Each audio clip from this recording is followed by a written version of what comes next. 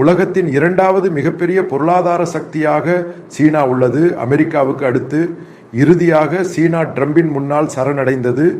இங்கே அந்த வார்த்தை பயன்படுத்தப்படுகிறது. பல வருடங்களாக அமெரிக்கா மற்றும் சீனா இடையே வர்த்தக பற்றாக்குறை உள்ளது. இப்போதைய சமீபத்திய புள்ளி விவரங்களின்படி சீனா அமெரிக்காவுக்கு ஏறக்குறைய 600 பில்லியன் டாலர்களை ஏற்றுமதி செய்கிறது. அமெரிக்கா எப்போதும் குறைத்து கொள்ள வேண்டும் என்று கோரிக்கை வைத்துள்ளது. இந்த இரண்டு நாடுகளுக்கிடையேயான பற்றாக்குறை ஏறக்குறைய 375 பில்லியன் டாலர்கள் ஆகும். இதற்கான அவான்டேஜ் சீனாவுக்கு உள்ளது. இதை குறைக்க வேண்டும் என்ற கோரிக்கையை முழுமையாக நிராகரித்தபடி அவர்கள் முன்னேறி கொண்டிருந்தனர்.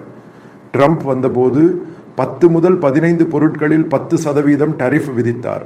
அதற்கு சீனா பதிலளித்தது. ஆரம்பத்தில் அவர்கள் மௌனமாக இருந்தனர், பின்னர் பதிலளித்தனர். அமெரிக்க பொருட்களை வாங்குவதன் மூலம் பற்றாக்குறையை குறைக்க அவர்கள் தயாராக உள்ளனர். பல வீடியோக்களில் நான் கூறியது போல் குளோபல் பொருளாதாரத்தை கையாள்வது அமெரிக்காவின் கைவசம் உள்ளது. ஏன் சீனா திடீரென சரணடைந்தது? காரணம், சீனாவுக்கு தெரிந்த ஒரு பெரிய யதார்த்தம் உள்ளது. உதாரணமாக ஐரோப்பிய ஒன்றியத்தை எடுத்துக்கொள்ளுங்கள். அதற்குள் சீனா ஏற்றுமதி செய்கிறது. சீனா அதன் மேனுஃபேக்சரிங் ஹப் என்று கூறப்படுகிறது. அதைவிட அதிகமாக அவர்கள் அமெரிக்காவுக்கு ஏற்றுமதி செய்கிறார்கள். அமெரிக்கா 10% டரிஃப் விதித்தால் அங்குள்ள பல மேனுஃபேக்சரிங் நடவடிக்கைகள் இந்தியா உள்ளிட்ட பிற நாடுகளுக்கு மாறியிருக்கும். இது கோவிட்-19க்கு பிறகு நடந்தது. நீங்கள் புரிந்து கொள்ள வேண்டியது, இந்தியாவில் ஆப்பிள், ஐஃபோன், சாம்சங் போன்ற மொபைல் மேனுஃபேக்சரிங் ஹப்பாக இந்தியா மாறி வருகிறது. இது ஒரு பெரிய வாய்ப்பு. அடிப்படையில் இந்த டாரிஃப் தொடர்பான சீனாவின் நிலைப்பாட்டில் அமெரிக்க பொருட்களை இறக்குமதி செய்வதன் மூலம் பற்றாக்குறை குறையும் என்று கூறிய போது இந்தியாவிற்கு ஒரு பெரிய சாத்தியம் இழப்பாக மாறியது. இதற்கு வருத்தம் உள்ளது. இந்தியாவில் ஒரு பெரிய பூம் வரக்கூடும். உலகின் மேனுஃபேக்சரிங் ஹப் இன்றும் சீனாவே உள்ளது. காரணம், சீனா ரிஃபார்ம்ஸ் மூலம் கொண்டு வரப்பட்ட ஒரு கேபிட்டலிஸ்ட் எக்கானமி என்று கூறப்படுகிறது.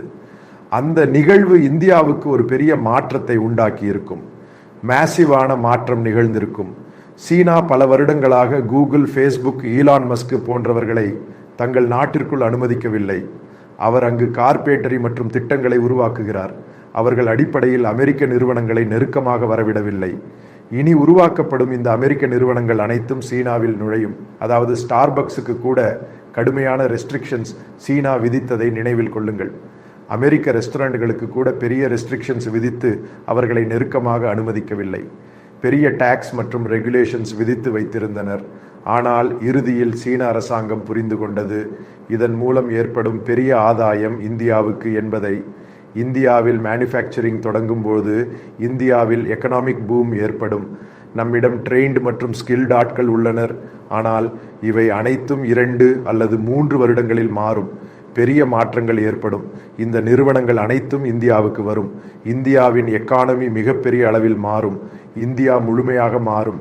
அதாவது ட்ரம்ப் என்று சொல்லப்படும் நபருக்கும் இந்திய பிரதம மந்திரிக்கும் இடையிலான நெருக்கம் அவர்களுக்கு தெரியும். அதனால தான் பெஞ்சமினுக்கு அடுத்து உலகின் எந்த நாட்டின் தலைவரை அழைத்தாலும் அது இந்திய பிரதமர் ஆவார். நீங்கள் புரிந்து கொள்ள வேண்டும், இந்த அமெரிக்கன் டாரிஃபில் ஜெர்மனியின் சான்சலர் மற்றும் அதே போல பிரான்சின் பிரசிடென்ட் மற்றும் பல நாடுகள் இன்க்ளூடிங் கிட்ஸ் ஸ்டாம்ப் கூட அமெரிக்கன் பிரசிடென்ட்டை சந்திக்க வேண்டும் என்று கேட்டிருந்தாலும் அவர் 2வது வாய்ப்பை இந்திய பிரதமருக்கு தந்தார். இது சீனாவுக்கு மிகவும் தெளிவாகவே தெரியும்.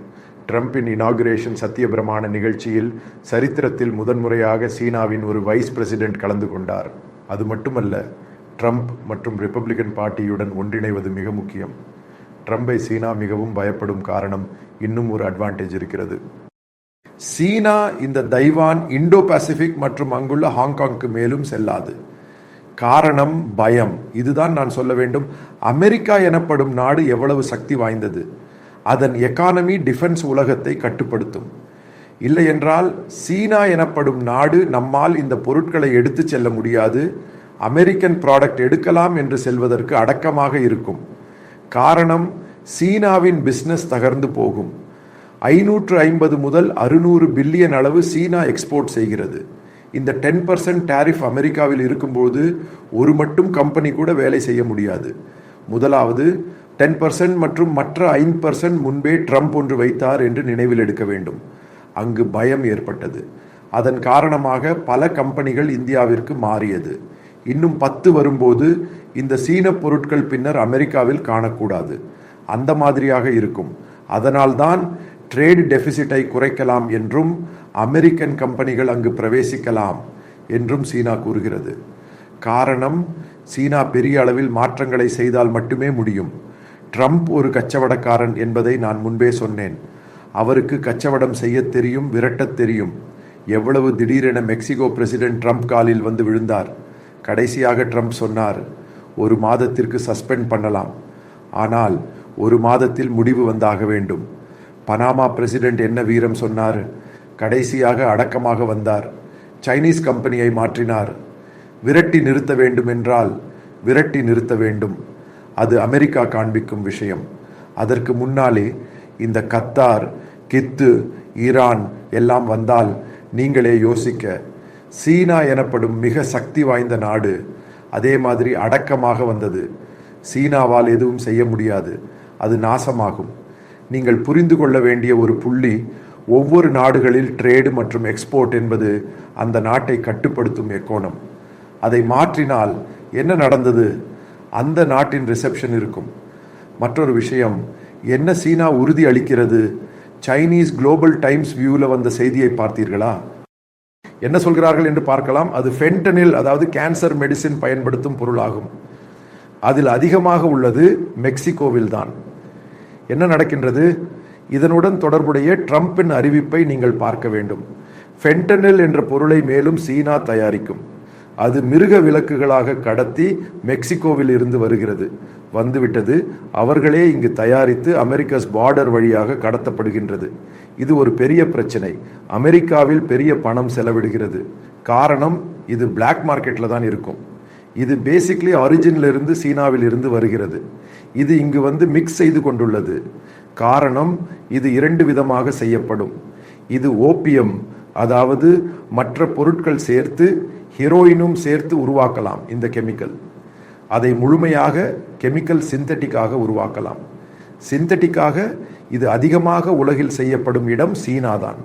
இது உலகில் அதிகமாக டிமாண்டில் உள்ள இடம் அமெரிக்காவில் தான்.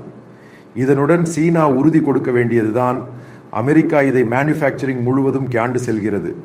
மெக்சிகோவை தவிர்க்க அங்கிருந்து இந்த பொருளை அனுப்பவே கூடாது. அமெரிக்கன் பிரசிடென்ட் முன்பே மெக்சிகன் பிரசிடென்ட்டுக்கு கேட்டிருந்தார் அவரது ட்ரக் தொடர்பு. அமெரிக்காவிற்கு வரும் கள்ளக்கடத்தல் கட்டுப்படுத்தப்பட வேண்டும். இப்போ என்ன மெக்சிகோ சொல்லுகிறது? அவர்கள் சுமார் 10,000த்திற்கும் அதிகமான ஃபோர்ஸ்களை அமெரிக்கன் பார்டரில் நிறுத்தி முழுவதும் ட்ரக்கை நிறுத்துகின்றனர். என் கேள்வி, இதெல்லாம் ஏன் பைடன் அட்மினிஸ்ட்ரேஷன் செய்யாமல் போனது? அங்குதான் அவர் முழுவதும் ஃப்ளெக்சிபிளை காட்டி நசுக்கப்பட்டது. அமெரிக்கன் பத்திரிகைகள் முழுவதும் எழுதி ட்ரம்பின் டாரிஃபில் அமெரிக்கா நசிக்கப்படும் என்று. ஆனால் அமெரிக்கா திரும்ப வந்துவிட்டது.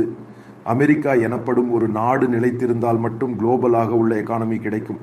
அது ஒரு பெரிய உண்மை. அமெரிக்கா தகர்ந்து விட்டால் குளோபலாக பல நாடுகள் தகர்ந்து போகும். இங்கே முக்கியமான புள்ளி, இந்தியாவுக்கு எதிராக யூரோப்புக்கு கூட டாரிஃப் கூறிய நேரத்தில் இந்தியா என்ற நாடுக்கு ட்ரம்ப் 2 கைகளையும் நீட்டி பெற்றுக்கொண்டார். அது இந்தியாவுக்கு உள்ள உறவு.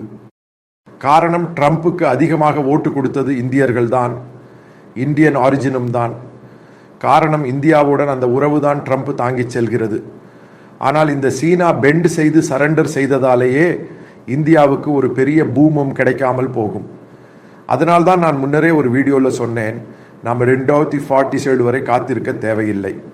இவ்வாறான டாரிஃப் கிடைக்கும். ஜியோ பாலிட்டிக்ஸில் இருக்கும் மாற்றம், பொலிட்டிக்கல் எக்கானமியில் இருக்கும் மாற்றம் இந்தியாவிற்கு 5 அல்லது 5 ஆண்டில் 3ஆம் இடத்திற்கு வர முடியும். இப்போது அதை சுற்றி மாற்றங்கள் தெரிகின்றன. காரணம், சீனா சரண்டர் செய்துவிட்டால் அனைத்து அமெரிக்கன் கம்பெனிஸும் அங்கு செல்லலாம் என்று சொன்னார். சீனாவில் அமெரிக்கன் இவி மேனுஃபேக்சர் கார்ஸ் ஓடலாம். அதற்கு எதிராக எந்த ஒரு பிரச்சனையும் இல்லை. முழுவதும் மாறியுள்ளன. அதே போல அவர்கள் பல கெமிக்கல்ஸ் அமெரிக்காவிற்கு கொடுக்கின்றனர். பேண்டில் இருந்தது முழுவதும் இப்போது கொடுக்கலாம் என்று சொன்னார்கள். பேசிக்லி இதுதான் ட்ரம்புக்கு பயம். காரணம், அவர் என்ன செய்வார் என்று சொல்ல முடியாது. இதுதான் கனடாவில் நடந்தது, கொலம்பியாவில் நடந்தது, பானமாவில் உள்ளது. இப்போது கனடான் நிலை பாருங்கள். அவ்வளவு எங்கே போகும்? அதனுடன் புதிய ரிப்போர்ட்டுகள் வரும். நான் சொல்லும் சுமார் 15 லட்சம் பேரின் வேலை போகும். இது டைரக்ட் எம்ப்ளாய்மெண்ட். இப்போதுள்ள கனடாவில் 4.5 கோடி மக்களை உள்ளன. டைரக்ட் எம்ப்ளாய்மெண்ட் 15 லட்சம் பேரின் வேலை போகும். அதனுடன் இன்டைரக்ட் எம்ப்ளாய்மெண்ட் இருக்கும், அது 20 லட்சத்திற்கு மேல் வரும். காரணம், இதனுடன் தொடர்பு உள்ளது. இதனுடன் அவர்களின் சம்பளம் வாங்கி பள்ளி கொண்டு பள்ளியில் குழந்தைகளை நடத்துகின்றனர், மற்ற நிறுவனங்களும் நடத்துகின்றனர். இதெல்லாம் தொடர்பு உள்ளது. அதுதான் இந்த எக்கானமியின் தனிச்சிறப்பு. அவர்களையும் வேலை போகும். அதாவது கனடா இதனுடன் மிகப்பெரிய பகுதிக்கு செல்ல வாய்ப்பு உள்ளது, மிகப்பெரிய அளவில். அங்கு வேலை உள்ளவருக்கு வேலை போய்விட்டால் பின்னர் அங்கு பயின்று வருகிற மாணவர்களுக்கு எவ்வாறு வேலை கிடைக்கும்? இதுதான் கேள்வி. இதுதான் பேசிக்கலி உலகில் பல நாடுகள் சிந்திக்கின்றன. அதனால்தான் அமெரிக்கா ஒரு பவர்ஃபுல் நாடு என்று உலகின் எல்லா நாடுகளும் கூறுகின்றன.